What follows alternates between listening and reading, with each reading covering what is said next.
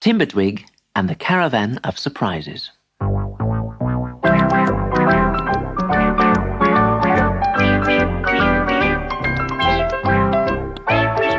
In the little house in the old oak tree, Granny Knot woke one morning with a terrible cold.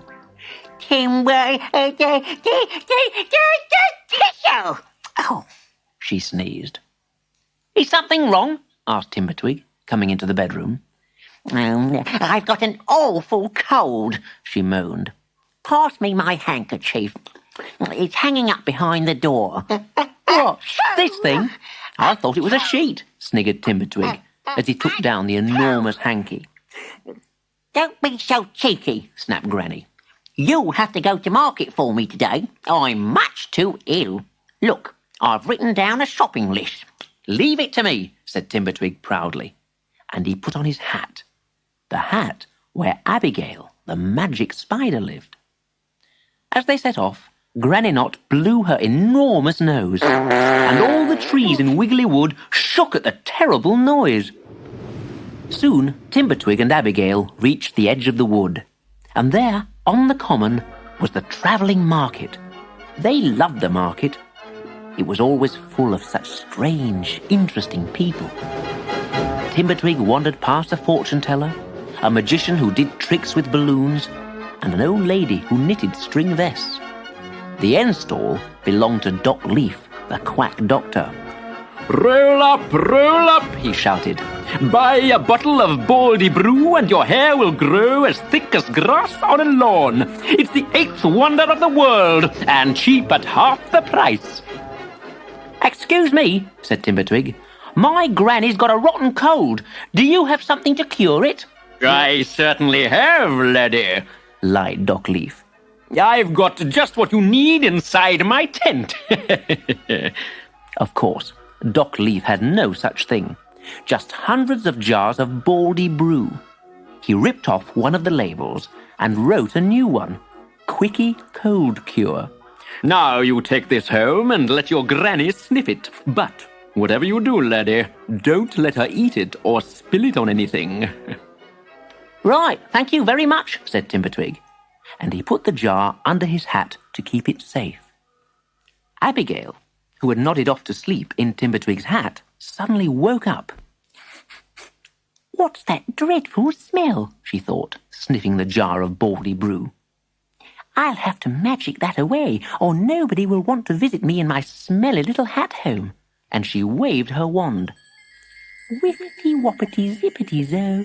This hat's full up, so out you go. But the jar stayed where it was, and Timbertwig was magicked right out of his hat. Oops, ooh. Sorry, Timbertwig. My spells are always going wrong. Timbertwig picked himself up off the ground and put his hat on again. Never mind, he said. Look, Abigail, we can buy all our shopping here. He was standing at the door of Mr. Misfit's Caravan of Surprises.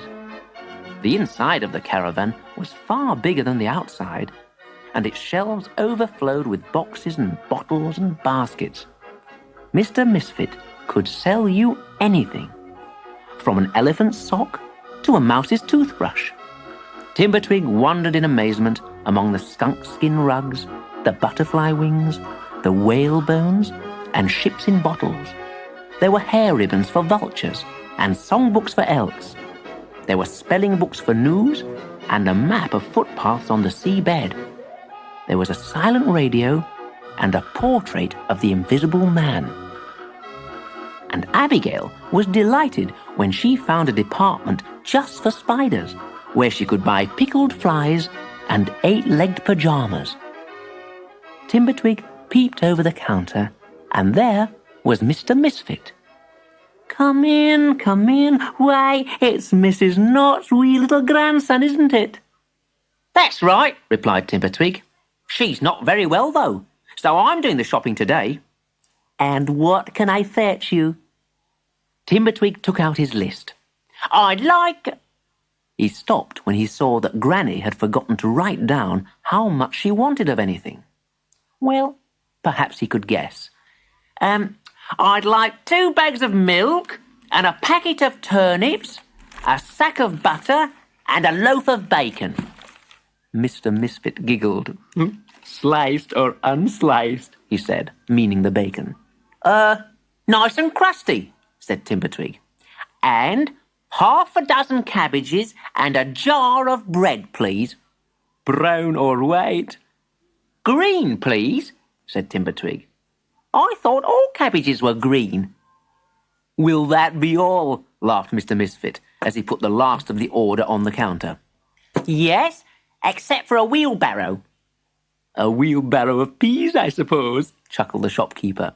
Don't be silly, Mr. Misfit. A wheelbarrow to carry it all home in. Timbertwig and Abigail headed back to Wiggly Wood. Soon they could see the trees ahead shaking.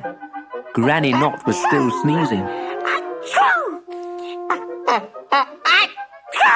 I'm back, called Timbertwig. I've done all the shopping. Granny Knot stared at the wheelbarrow over her huge red nose and her huge white hanky. Is there something wrong? There certainly is, she shrieked. What's all this? A jar of bread? A sack of butter? 2 bags of milk? I tried my best, didn't I, Abigail? Of course you did, squeaked the spider, leaning out of the little green door in Timbertwig's hat. You stay out of it, you spindly little creature, snapped Granny. Timbertwig was just going to give Granny Knot the cold cure he'd brought from Doc Leaf when there was a knock on the door. He put the jar down on the table and went to answer it. Being very nosy, Granny opened the jar, dipped the end of her nose into the liquid, and began to blow bubbles. It was Mr. Misfit at the door. He'd brought some flowers for Granny and a basket of shopping that Timbertwig should have brought home. I was only playing a little joke on you, Timbertwig. No harm done, eh? No! Just then, a piercing scream rang out in the kitchen. Oh, Timbertwig, help me! Come quickly! Timbertwig and Mr. Misfit ran into the kitchen and burst out laughing when they saw Granny Knot. Her nose was covered in fluffy white hair. Don't just stand there! Do something! She shrieked. Mr. Misfit picked up the jar of Quickie Cold Cure and recognized it straight away as Doc Leaf's famous Baldy Brew. Don't worry, Doc Leaf's hair restorer never did work. It'll all fall out by the morning. By this time, the hair on Granny's nose was so thick that her cold in the nose got warm and went away. Well, I never did, she said. I'm cured. Let's celebrate with a nice sticky treacle tart. So they all sat down to tea together, and even Abigail was allowed to join the feast. As long as she wipes all her feet, said Granny Knot.